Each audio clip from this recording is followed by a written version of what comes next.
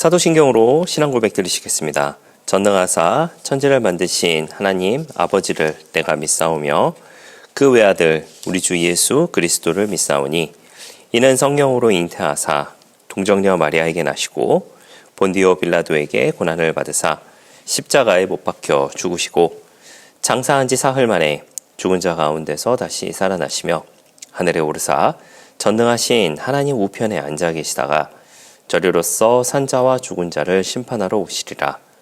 성령을 믿사오며 거룩한 공회와 성도가 서로 교통하는 것과 죄를 사하여 주시는 것과 몸이 다시 사는 것과 영원히 사는 것을 믿사옵나이다. 아멘. 네, 함께 은혜 나눌 하나님의 말씀은 누가복음 2장 8절 말씀입니다.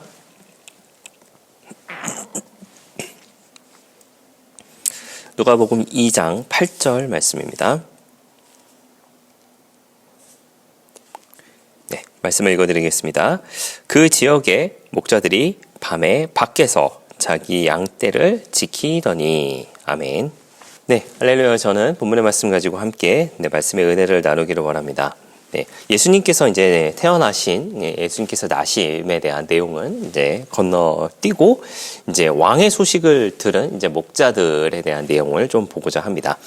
어제 이제 침례 요한에 대해서 이제 말씀을 드리면서 누가복음과 사도행전이 이제 한 권의 책이며 또 누가가 강조했던 것은 성령의 충만함, 그리고 침례 요한은 오실 예수님을 성령의 충만함으로 준비했고 또 초대교인들은 성령의 충만함으로 오신 예수님을 또한 다시 오실 예수님을 증거하며 살아갔다라고 하는 것을 이렇게 말씀을 드렸었습니다.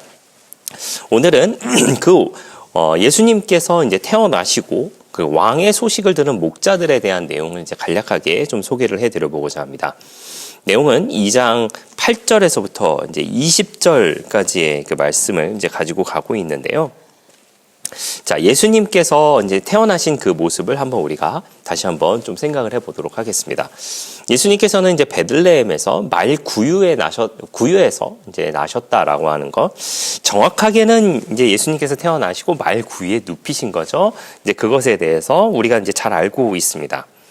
이것에 대한 의의는 첫 번째, 메시아는 왔지만 아무도 알지 못하고 관심도 없었으며 함부로 대했다라고 하는 것이었어요. 당시에 그 지역은 이제 호적 등본 때문에 많은 사람들이 이제 몰려 있는 그런 상태였다라고 이야기를 합니다. 그런 상태이다 보니 당연히 이제 여관들은 이제 꽉 차 있을 수밖에 없는 것이었고 그 만삭이었던 마리아가 어쩔 수 없이 마구간에서 예수님을 출생했다라고 하는 것이다라고 하는 거 여러분 알고 계시죠? 그런데 만약에 그 예수님이 왕인 걸 알았다라고 한다면, 하나님의 아들인 걸 알았다라고 한다면 과연 그렇게 했을까? 주변 사람들이 그렇게 했을까라고 하는 것에 대해서는 사실은 조금 생각해 볼 만한 내용이 아닐까라는 생각을 하게 됩니다. 그리고 두 번째는 더럽고 냄새나는 마구간에 오신 메시아는 그와 같은 세상을 회복시키고 구원하러 오셨다라고 하는 것을 의미한다라고 이야기를 해요. 사실 그렇죠. 네. 알고 보면 이 세상은 하나님 보시기에는 너무나도 부정하며 또 너무나도 불완전한 그런 세계다라고 하는 것이죠. 하지만 그런 세계에 누가 오셨느냐? 예수님이 오셨습니다. 하나님이신 예수님이 오시고 그 하나님이신 예수님께서 세상을 정화시키려고 오셨다라고 하는 것이죠. 그것에 대한 표징을 사람들에게 보여주기 위하여서 하필이면 더 낙후되며 하필이면 더 더러우며 하필이면 더 안 좋은 마구간에서 그렇게 태어나셨다라고 하는 것을 보여주는 것이다라고 이야기를 합니다. 어찌됐든지 간에 그런 모습이 예수님께서 태어나신 어떤 전체적인 배경 안에 포함되어 있다라고 이야기를 합니다. 그리고 오늘 보고자 하는 인물은 바로 그 지역에 있었던 목자들입니다. 자, 제가 앞서 이제 소개를 해드렸을 때 메시아가 왔지만 아무도 알아보지 못하고 관심이 없었고 함부로 대했다라고 이렇게 말씀을 드렸었어요. 그런데 이 목자들은 밤을 지내며 양떼를 지키고 있었습니다.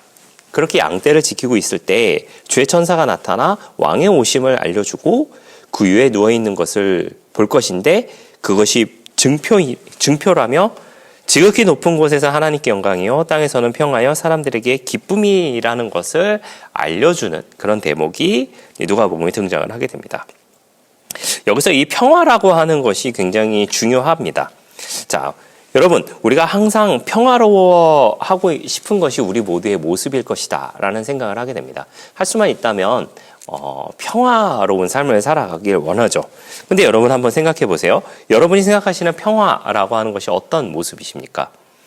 우리가 생각하는 평화라고 하는 것은 금전적인 문제가 없으며 건강에 문제가 없으며 모든 것이 하는 일마다 잘 되며 그런 상황에서 마음 편히 살아가는 것을 아마 우리가 보통 평화라고 생각할 수 있을 것입니다. 그런데 여기서의 평가, 제가 참고하고 있는 그 주석에서의 평가는 힘으로 이뤄진 로마의 평화라고 하는 것에 대해서 언급을 하고 있어요.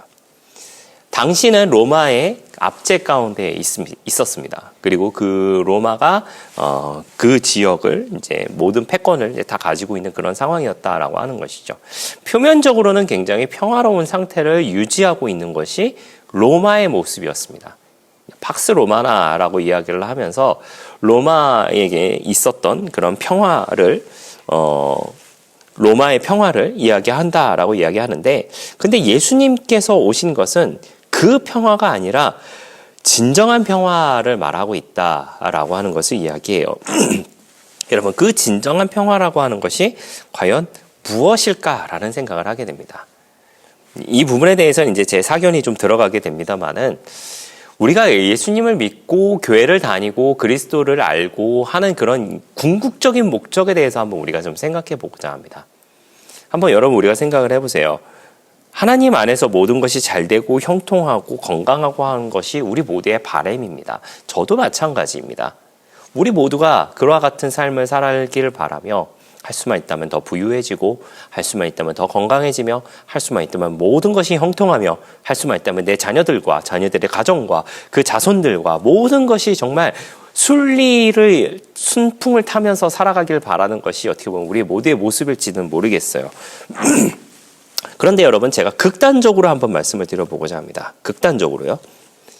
그런데 우리가 그와 같은 삶은 살았는데 혹시나 천국에 가지 못한다라고 한다면 여러분, 그것이 무슨 의미가 있을까요? 제가 드리는 말씀에 좀 오해가 없으시기를 바랍니다. 하나님께서 베푸신 그런 복을 받은 사람이라면 아마 천국 티켓은 가지고 있는 사람일 거다라는 생각은 하게 됩니다. 생각은 하게 됩니다만은, 그렇지 않다라고 해서 나에게 평화가 없다라고 말하는 것은 내가 하나님 나라에 갈 수는 있는데 나에게 평화가 없어라고 말하는 것은 조금은 우리가 생각해 볼 문제가 아닐까라는 그런 생각을 하게 됩니다. 예수님께서 말씀하신 진정한 평화라고 하는 것은 하나님 나라에 대한 평화를 말씀하시려고 하신 것이 아닐까라는 그런 생각을 하게 돼요. 어찌됐든지 간에 이제 목자들의 내용으로 좀 다시 한번 오고자 합니다. 그 천사가 떠난 후에 목자들은 이제 왕을 찾아서 이제 떠나가게 됩니다. 그리고 이제 그 주변을 이제 살펴보게 되죠.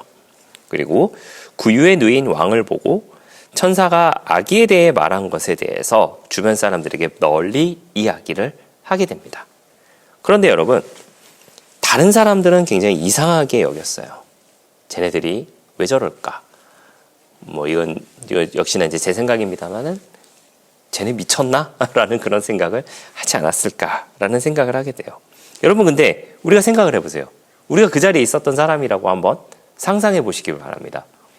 그래, 왕이 왔어? 그래, 메시아가 드디어 왔어? 라고 하면서 막 즐거워했을까요? 아니면은 쟤네 좀 어떻게 된 거 아니야? 머리가 어떻게 된 거 아니야? 좀 미쳤나? 라고 생각을 했을까요? 저라면 후자였을 것 같습니다. 어떻게 보면 너무나도 당연한 반응이었을지도 모르겠어요. 왕, 메시아라고 이야기한다면 의리의리한 궁전에서, 혹은 그들이 생각한 메시아는 사실 장군의 모습이었으니까 아주 고귀한 그런 모습을 분명히 생각할 수 있을지 모르겠지만, 말구유에서 더럽고 냄새나는 마국간에서, 그런 이런 시골 동네에서 에이, 말도 안 돼! 라고 하는 것이 그 당시 사람들의 반응이었고, 어떻게 보면은 그 당시를 만약에 제가 타임슬립해서 간다고 한다면 저도 마찬가지의 생각을 하지 않았을까라는 그런 생각을 하게 됩니다.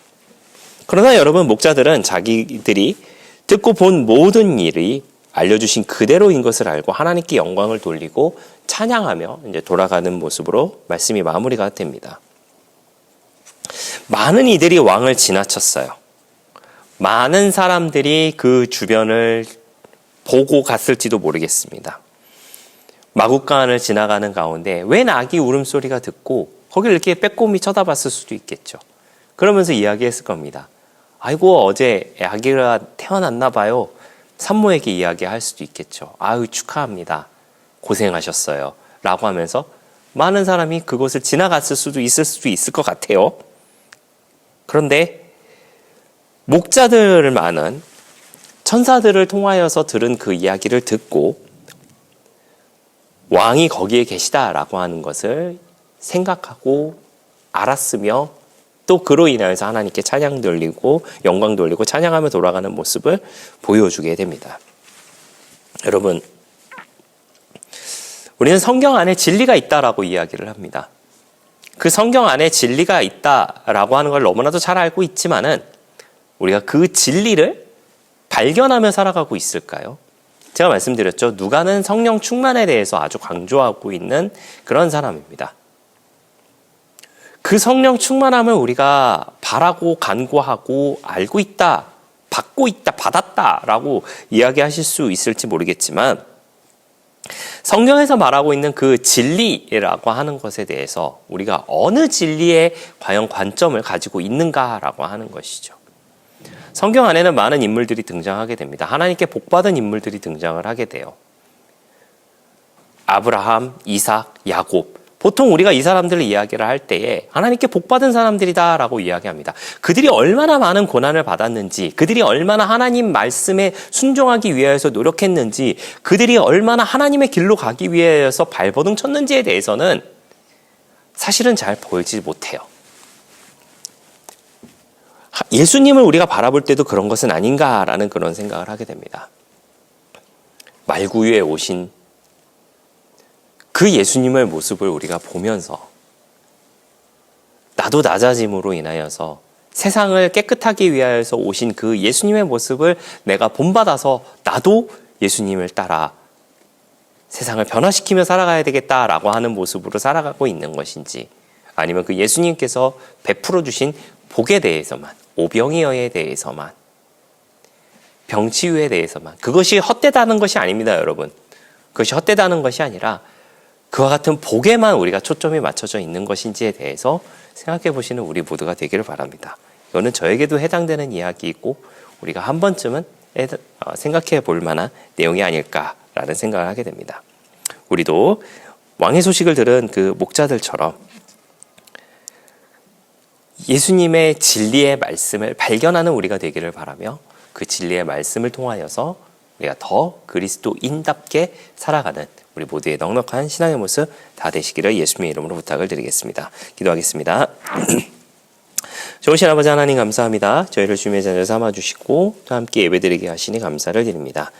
우리가 충만함으로, 성령의 충만함으로 말씀의 진리를 깨닫게 하여 주시고 예수님께서 이 세상을 깨끗하게 하기 위하여서 오셨던 것처럼 우리도 그리스도인으로서 세상 가운데 소금과 빛으로 살아가는 데 부족됨이 없는 우리 모두가 되게 하여 주시옵소서.